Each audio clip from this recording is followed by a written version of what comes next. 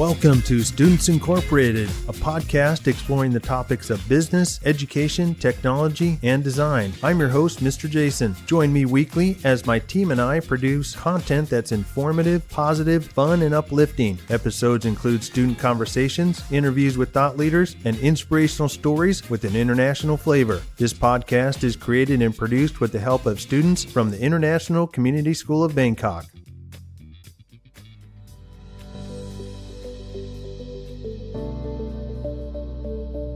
In today's episode, we'll be introducing two teachers who are new to our school. We are excited to get to hear their stories and we welcome them to our community. But before we jump into our guest segments, let's hear the quote of the day and get some headline news. Our quote of the day comes from Simon Sinek. He is quoted to have said, "Life is beautiful not because of the things we see or do. Life is beautiful because of the people we meet. It is the profound connections we make with others that truly define the beauty of life. Embrace the power of human connections, for it is through the people we meet that our lives become richer, more meaningful, and truly extraordinary."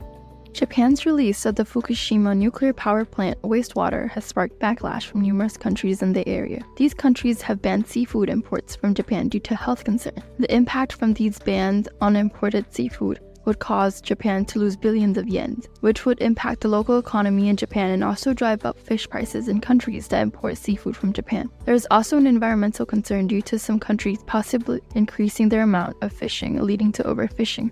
A Taiwanese electric vehicle company, Gogoro, and two companies from the Philippines are partnering up to form a joint venture. The goal of the partnership is to increase productivity at Gogoro's electrical scooters that rely on swappable batteries found in different stations throughout the country. The companies claim that the cooperation will be an environmentally friendly solution for transportation that is both scalable and sustainable.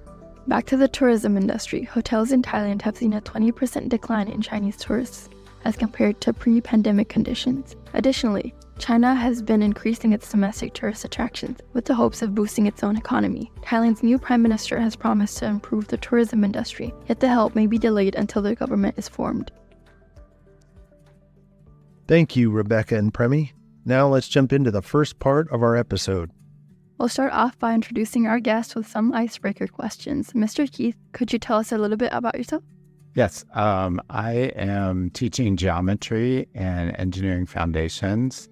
I grew up in the United States, lived in Florida, Virginia, Michigan, and also taught in Hong Kong for 4 years. Thank you. Our first question is, who is your hero? So I really had to think about this, and I thought of Christian philosophers, and I like history and to read history, but I really had to decide on a heroine, Ahsoka Tano, which is funny because her episodes came out recently, but I really respected her a long time ago because she really saw, I'm trying not to give spoilers, but when the Jedi Order represented all this good character really was misguided, she saw that and she stepped away from it, even when it was difficult for her. So I really respect that even what everyone thought, we should be part of this Jedi Order. She's like, no, they're not following truth anymore, so I'm gonna go off on my own. And at the same time, she was very compassionate. You always see the compassionate side heart. So the balance of truth and compassion, I think she's a great character. Up next, what is your biggest fear? So this is maybe a little cliche, but I would say my biggest fear is fear itself. So when I look back, I would say that when I was afraid of something and held back, that those are the times I look back and regret. Yeah, but then times I was courageous, like when my wife said, "What do you think about going and teaching internationally?" And I was like, yeah, let's go for it. Just no fear. And we did it. And that's been a big reward. So yeah, I struggle to think of animals or anything I'm afraid of because I love animals and bugs and stuff. So I usually can't pull out one of those. Yeah, but that's definitely very valid and very real. Fearing fear itself. I understand. I relate to that. Our next question, what is your go-to karaoke song? If you don't do karaoke, Then what is your favorite road trip song or playlist? Yeah, I try not to punish people with karaoke too much. So I had to go with more road trip. And the songs I always enjoy and ask Alexa to play are Rich Mullins songs. So Rich Mullins, you may know Awesome God, which is a big classic. A lot of people know Awesome God, and it's just that song that makes you want to jump up and shout. But at the same time, he has Hold Me, Jesus. I'm shaking like a leaf. So just those times when you're just fearful, right? Or overwhelmed, just that's a good song that guides you to look to Jesus for that strength. Wow, I'll have to listen to some of those songs sometime. And for our last icebreaker, what was your weirdest and most random class you took in high school or college? And if you don't mind sharing, what grade did you get for that class? Oh, I didn't know you were going to ask about the grade. I didn't take many weird classes, but I got to tell you about the statistics class I took. So I was in engineering, and engineers traditionally don't like statistics. So it's even a class like statistics for engineers. And the professor, and this is back in the 90s, the professor said, I'm going to post all the notes. He didn't take attendance. So I was like, this is great. I'm going to just read everything. I'll just come in on test day. And I planned on coming on the day before the test because he would do test review. Well, I came in for test review. He had moved the test up. All I had was a pen with me, no calculator. Oh, wow. So I was like, I got to take the test. So I took the whole test and I wrote on almost every question. I don't have a calculator, but if I did, this is what I would type in. Oh. And fortunately, he took that. So I still tell students today, if you forget your calculator, you can just describe what you type in. So not a weird class, but it was kind of a crazy incident. You've recently moved to Thailand. What was your transition like moving to Thailand and ICS? It's been really good. I transitioned to Hong Kong from the U.S. Back in 2016. And that being our first international transition was really overwhelming, but we had good support. So then we moved back to the U.S. and then came here. So we kind of knew what we were getting into, and that helped a lot. So the transition was better, and we were able to buy a car from a family that was leaving. So now we can get around and load everything into the back of the car. Is so much easier. In Hong Kong, we never did. So we had to do public transportation and carry everything. So we learned that lesson. It was well worth getting a car. The school has been so good taking care of families. I've really been impressed with that. There's been a lot of people looking out for my wife and my sons, and I really appreciate that.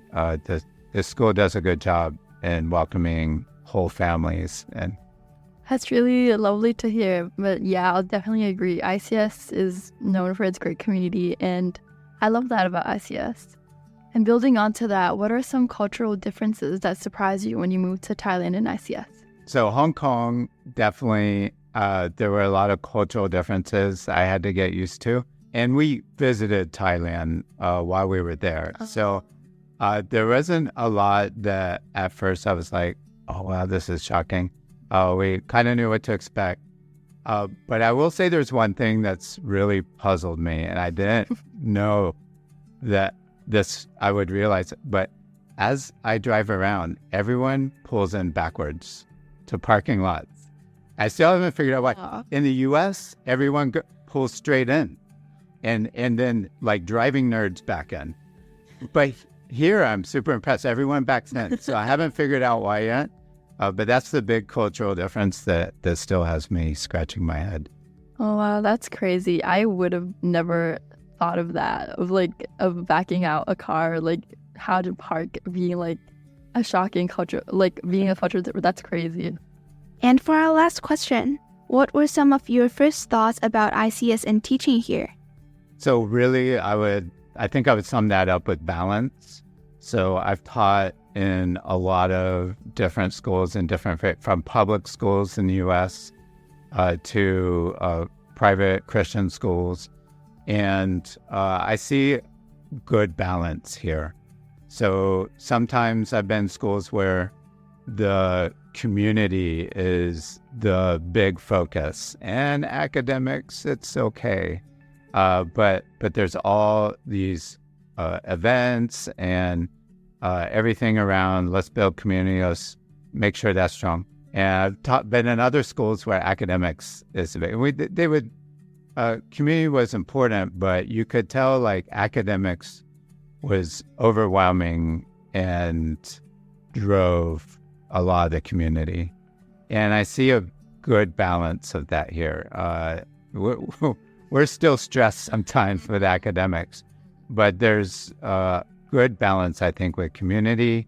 You can tell people care about each other and look out for each other. So I really have been impressed with that here at ICS. Thank you. And with that last question for Mr. Keith, we'll be right back after a short announcement. 1, 2, 3, 4. For the seniors, Carnival is finally over. There were various games and competitions for people of all ages to enjoy.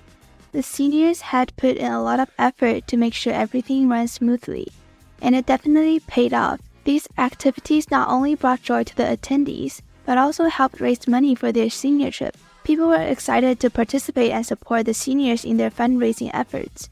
The success of the carnival can be attributed to the seniors' excellent organizational skills and their dedication to making the event a memorable experience for everyone. As for upcoming sports event, our varsity volleyball team is having a pool play at ISB on September 9th.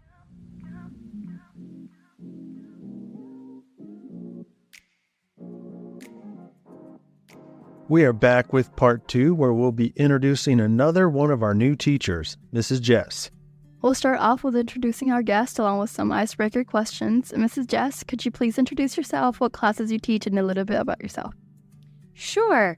I am teaching 10th grade British literature and 12th grade world literature. And a little bit about myself, I am entering now into my 11th year of teaching. I taught 7 years in the United States, in the Chicagoland area in Illinois, and I was a middle school English teacher. And then I taught for the past 3 years in Casablanca, Morocco at a private school as a high school English teacher. And I'm super excited to be here. I'm really thankful to be your first guest.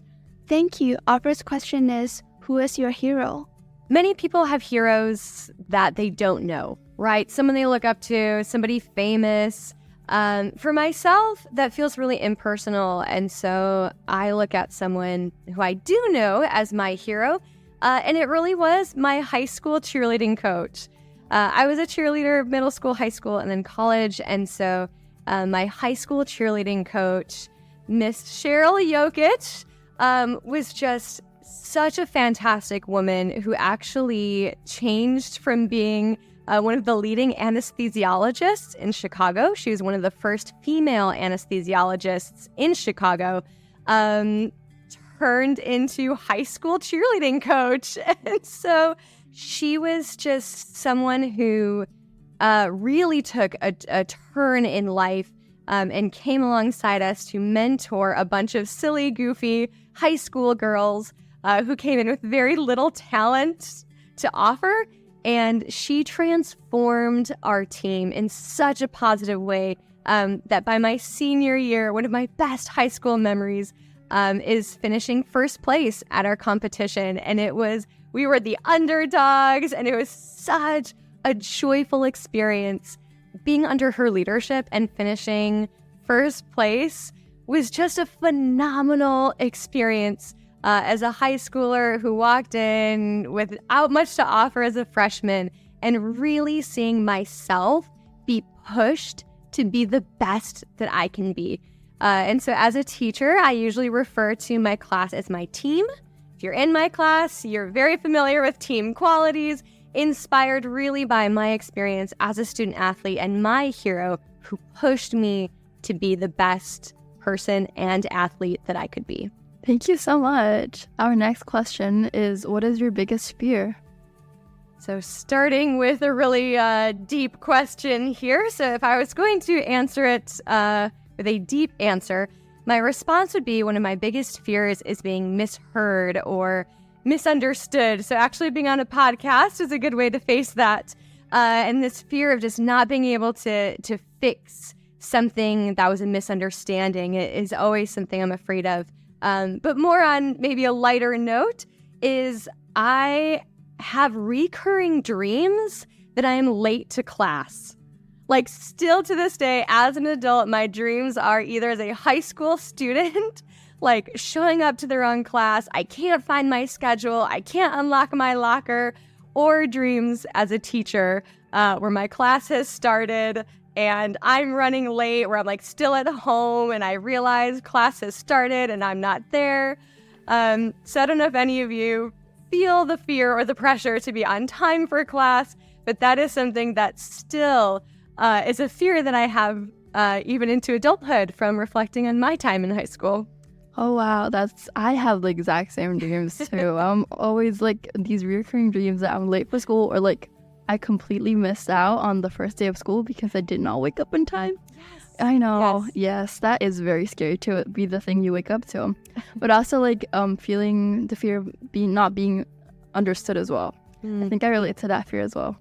Our next question, what is your go-to karaoke song?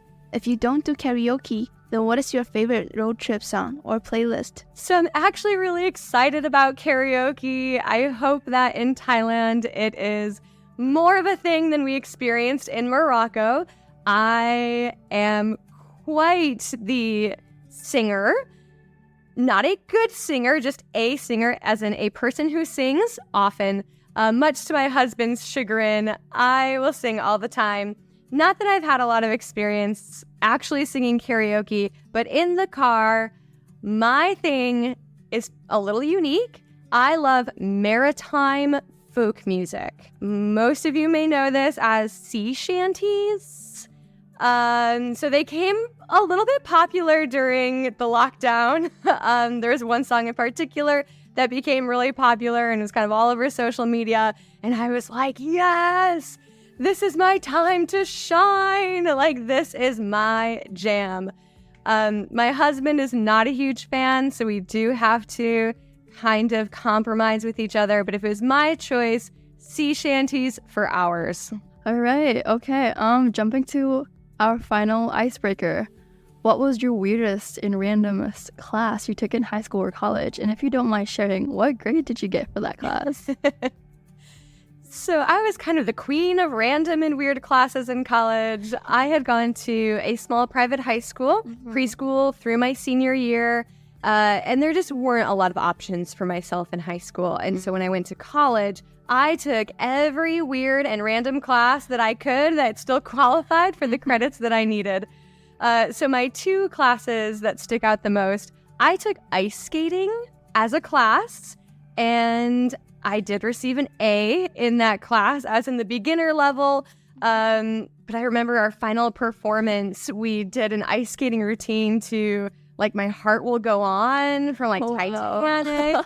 And I was a cheerleader in middle school, high school, and college. And so I got my ice skating class together and we came up with this routine and we all built like a physical human Titanic on ice skates, and we skated around the rink and reenacted this whole... That sounds really fun. this whole Titanic scene. And in my other class on the science level, I took the study of honey. Oh, wow. Like bees. I didn't know that was a thing. Well, I guess it's a thing, but like a whole class, that's crazy. Yeah, I didn't know you could make a whole class about the study of honey, but it was a semester-long class. Wow. And my final project... my final project for the class, I baked cookies. Oh. And so I baked cookies, the same recipe using sugar, like granular sugar, and then honey. And I wrote about the difference in baking and the process making it, the texture, the quality, taste testing, passed out cookies to my class. And it was a phenomenal science class that got me a science credit. Right. And it was so much fun. Right. Okay. They sound like some really cool, interesting, fun classes. I'll be sure to take some of these classes when I go to college. It sounds really fun. I hope that our seniors really do take advantage of Right. fun of college. Right. You have to be all studying and all-nighters all the time. Agree. Yeah. Have fun. Do something different. Yes, I'll definitely do that. Enjoy college. Thank you. We'll do that. You've mentioned that you lived in Morocco prior to moving here. What was your transition like moving from Morocco to Thailand? Transitions can always be a little bit scary, a little bit exciting, a little bit sad, and we had all the feels. We absolutely love the country of Morocco. We were there during lockdown and COVID and all of the things where we couldn't leave the country. And so we spent so much of our time moving around Morocco because we couldn't leave. But what a great country to be stuck in, quote unquote. And so the transition from a country that we loved into a new experience, you'll always have, like I said, some loss. One of those losses was that my husband and I are very sensitive people to animals. We are animal lovers, and Morocco has a very, very large, almost uncontrollable population of street animals. And very early on, my husband and I got the reputation of being the neighborhood Americans who loved animals. And so within our 3 years there, people would leave baby animals on our doorstep. So we had a litter of puppies dropped off, and we had 3 different litters of kittens dropped off. And we were also taking in our local street dogs to the vet on regular occasions for different therapies and treatments. And we just raised and took care of all the street animals to the point where actually about only 5 months ago, we had 12 cats in our house that we were taking care of, all in different rooms, because they all had, these ones took eye drops, those ones were taking pills, everyone was taking all of their different medications. And so the transition was actually really hard to leave behind these animals that we had cared for and helped raise. I did find adopters for 9 of our kittens because I brought them to school with me the last week of school and convinced my students to adopt kittens. We had a big adoption fest. So that was something that part of loss. And also the transition of language was very difficult for me in particular because I took French in high school, hoping that I would someday live in French-speaking Africa. So I had already had this vision. Being in Morocco, using the French was so easy in my life, being able to communicate, and now moving to a country in which I didn't know the language was actually very challenging for me. And I relied a lot on my husband, who in both circumstances, he did not know the mother tongue. He does not speak French. And so I pulled some support from him with that, moving into a country that now neither of us know the language and we get to learn together, which is pretty great. And I know I'm talking a lot here, but there's so many differences that are also really great. For example, Morocco is 99.98% Muslim. So I will not miss the 5 a.m. call to prayer in the morning. Will not be missing that. And I'm just so thankful to be moving also from a public school into a Christian school and just have more freedom. In Morocco, we all had to sign documents that said we will not speak about our religion in the classroom. Like if a student asked us, we were not allowed to answer. And so that's a change. I talked about loss earlier, and now we're talking about gain. I feel so much more freedom and less fear coming here and being able to share who I am, because my faith plays such a big role in these big life decisions that I'm making.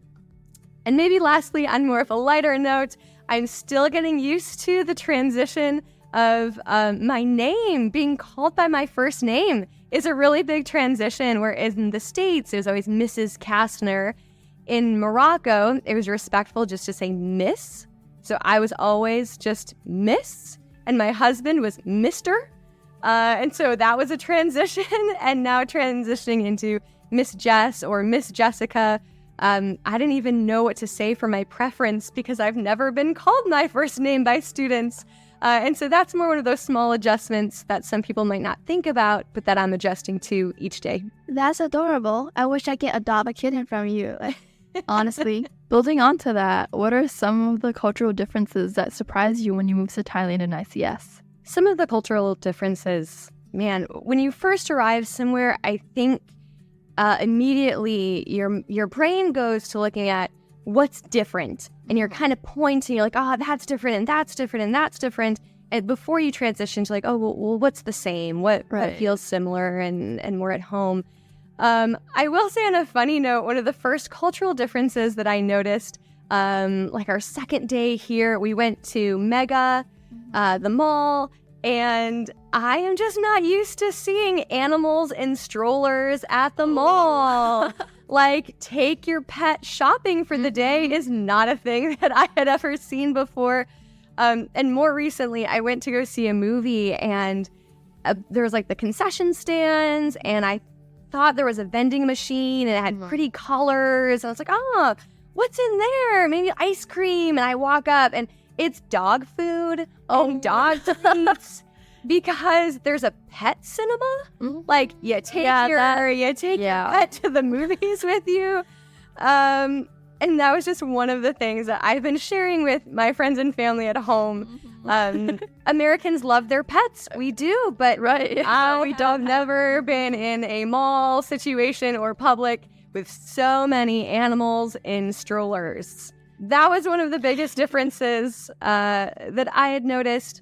But coming from Morocco, I moved here straight from Morocco, and so I really enjoyed the culture where I feel that in Thailand, so far in Bangkok, in Bang Na, I've had a mix of that American culture and some of my Moroccan culture that I feel is home, like walking down Market Street with all the vendors and the motos just zooming around you. Like, this feels like home. This feels like my Morocco home. And then walking into the malls with your air conditioning and your Dairy Queen and your Cold Stone. It's like, okay, this also feels like home.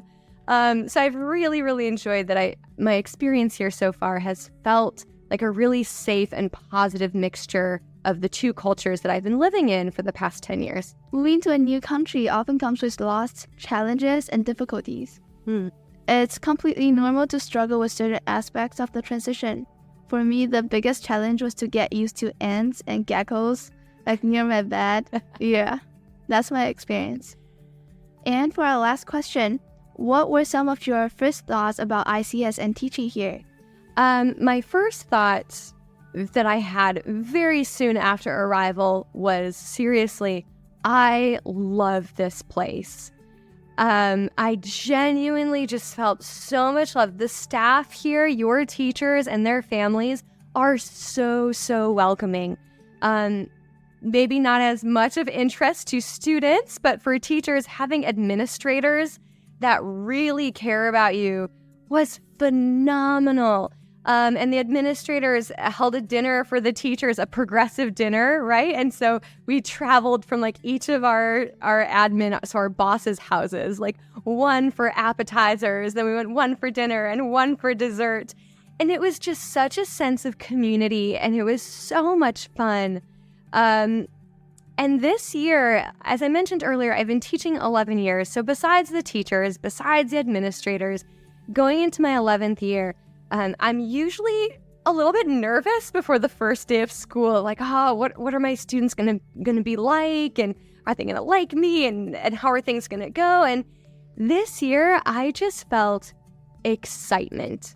Like, I just knew from the teachers, the administrators, even like the handbook, just the way the school was run, the hallways, and like the amount of student work. And it's so clear that students play such a big role. I mean, even right now in this podcast, sitting with you guys in this room is great. And that students have such voice and advocacy in their school. Starting day one, I was not nervous. I was so excited to be here and be part of this community. So thank you for inviting me today into this podcast and being able to share a little bit of my voice and my perspectives with you. Thank you to Mrs. Jess for coming today. Thank you for answering so many of our questions and for taking the time to join our podcast. I know my team and I have learned a lot about you from our short time together, and so have our listeners. As we close out this episode, I'd like to mention our quote of the day again.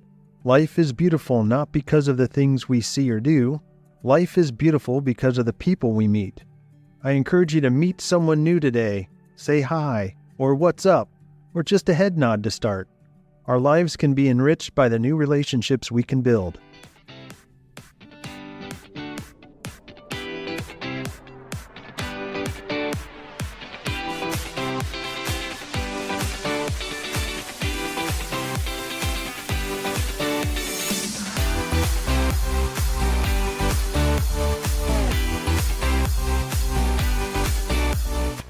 Stay tuned for our next episode as we'll be talking with Mr. Sean about something we all go through many times in our lives, transitions.